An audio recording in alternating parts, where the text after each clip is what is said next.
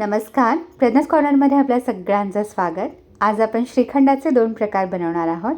आम्रखंड आणि केशर पिस्ता बदाम श्रीखंड. अगदी घरच्या घरी चक्का तयार करण्यापासून ते घट्ट मलाईदार असं श्रीखंड तयार करेपर्यंत संपूर्ण कृती शेअर केलेली आहे. एक सिक्रेट इन्ग्रेडियंट्स वापरून आपण हे श्रीखंड बनवणार आहोत. चला आता मग कृतीला सुरुवात करूया. इथे मी मडक्यामध्ये दही लावून घेणार आहे. त्या मडकं स्वच्छ धुवून पुसून घ्यायचं आहे. त्याच्यामध्ये विरजण घालायचे. ते मी 2 चमचे दही घेतलेलं आहे विरजणासाठी. त्यातलं 1 चमचा असं मडक्याला लावून घ्यायचं आहे बघा चमच्याने अशा प्रकारे.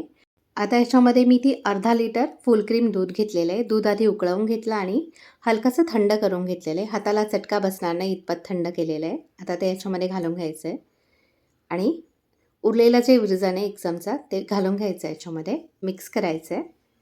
आता याच्यावरती झाकण ठेवायचं आणि 8 ते 10 तास हे असंच सेट होऊ द्यायचं आहे. हे बघा मी रात्रभर ठेवलं होतं. सकाळीच छान दही लागलेलं आहे याचं. हे बघा एकदम छान घट्टसर असं दही लागलेलं आहे. पाहू शकता आपण. आता एक टोप घ्यायचं आहे, त्याच्यावरती गाळणी ठेवायची आणि कॉटनचा रुमाल ठेवायचा आहे.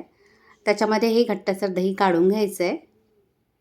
हे बघा इथे मी सगळं दही काढून घेतलेलं आहे. आता याच्यामध्ये जे एक्स्ट्राचं पाणी आहे ते हलकंसं असं स्क्वीज करून घ्यायचं. याची पोटली तयार करून घ्यायची आपल्याला. चक्का बनवून घ्यायचा आहे आपल्याला. यासाठी पाणी काढून घ्यायचं आहे. गाठ मारायची याला आणि हे टांगून ठेवायचं आहे. हे बघा खाली एक टोप ठेवायचं आहे म्हणजे पाणी त्याच्यामध्ये जमा होतं. आणि दुसरा पर्याय म्हणजे याच्यावरती काहीतरी जड ऑब्जेक्ट ठेवायचं. मी ते खलबत्ता ठेवला आहे. त्याच्यामुळे एक्स्ट्राचं पाणी निघून जातं आणि घट्टसा चक्का तयार होतो. आता हे जे निथळलेलं पाणी आहे म्हणजेच बटर मिल्क आहे ते कढी बनवण्यासाठी किंवा मसाला ताक बनवण्यासाठी वापरायचं आहे. हे बघा इथे याच्यातलं पाणी पूर्णपणे निथळून गेलेलं आहे आणि एकदम घट्ट असा चक्का तयार झालेला आहे. आता एका बाउलमध्ये काढून घ्यायचं आहे आणि व्यवस्थित असे मिक्स करून घ्यायचे. थोडंसं असं स्प्रेड करून घ्यायचं आहे. आता याच्यामध्ये एक सिक्रेट इन्ग्रेडियंट्स आपण घालणार आहोत ते म्हणजे अरारूट पावडर. 1 मोठा चमचा अरारूट पावडर घालायची आहे.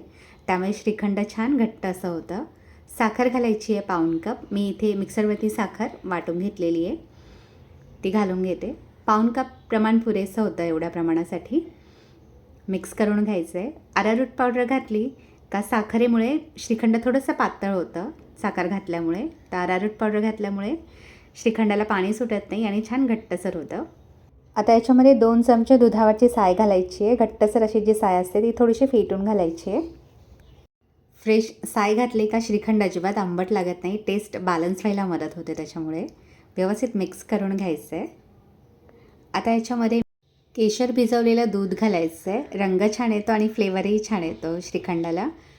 इथे मी 3 चमचे दुधामध्ये केशर भिजवून घेतलेलं आहे. हलकंसं कोमट दूध घ्यायचं आहे 2-3 चमचे. त्याच्यामध्ये 10-12 केशरच्या काड्या घालायच्या आहेत आणि 15 मिनटासाठी छानपैकी भिजवून घ्यायचं आहे. ते घालून घेते.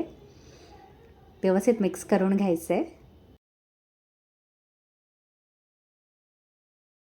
आता श्रीखंड छान सॉफ्ट आणि क्रीमी होण्यासाठी आपल्याला हे मिश्रण फेटून घ्यायचं आहे. तर इथे विस्करच्या साहाय्याने किंवा चमच्यानेच मी हे छानपैकी 4 ते 5 मिनटं फेटून घेणार आहे. मिक्सरमध्ये हे फेटायचं नाही आहे. हे बघा मिक्सरमध्ये असं ब्लेंड करायचं नाही आहे, नाही तर याला पाणी सुटतं. फक्त विस्करच्या साहाय्याने किंवा चमच्यानेच एकदम छानपैकी फेटून घ्यायचं आहे. बघा इथे 4-5 मिनटं मी हे फेटून घेतलेलं आहे.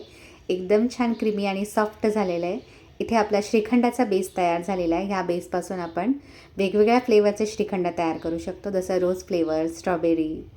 हे बघा इथे चमचा असा थोडासा पलटी केला तरी श्रीखंड यातून खाली पडत नाही आहे. एकदम छान घट्ट आणि क्रीमी असा श्रीखंडाचा बेस तयार झालेला आहे. आता आपण बनवूया केशर पिस्ता बदाम श्रीखंड. तर आता याच्यामध्ये 1/2 चमचा वेलची पूड घालायची आहे.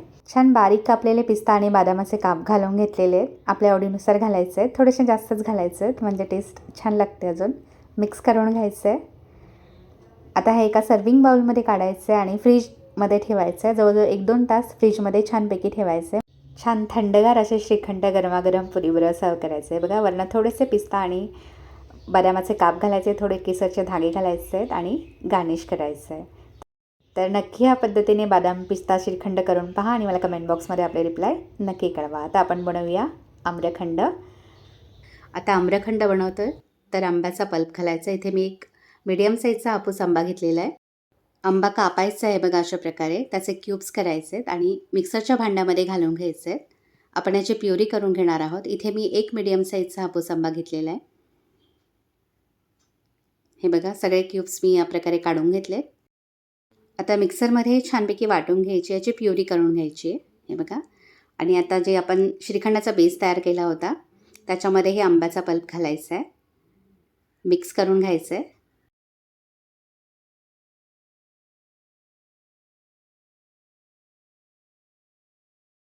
हे बघा, हे मी व्यवस्थित मिक्स करून घेतलेलं आहे. छान क्रीमी टेक्स्चर आलेलं आहे.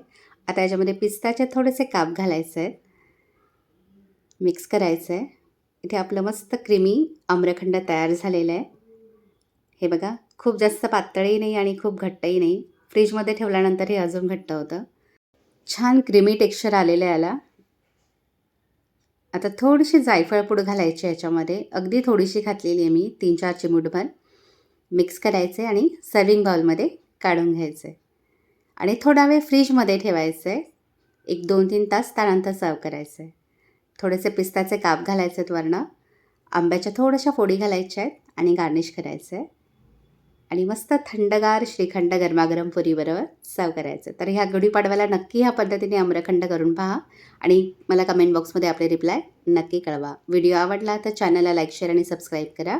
जास्तीत जास्त हा व्हिडिओ आपल्या फ्रेंड्स आणि फॅमिलीसोबत शेअर करा. हा व्हिडिओ पाहिल्याबद्दल आपल्या सगळ्यांचे खूप खूप धन्यवाद. पुन्हा भेटूया अशाच एका नवीन व्हिडिओमध्ये.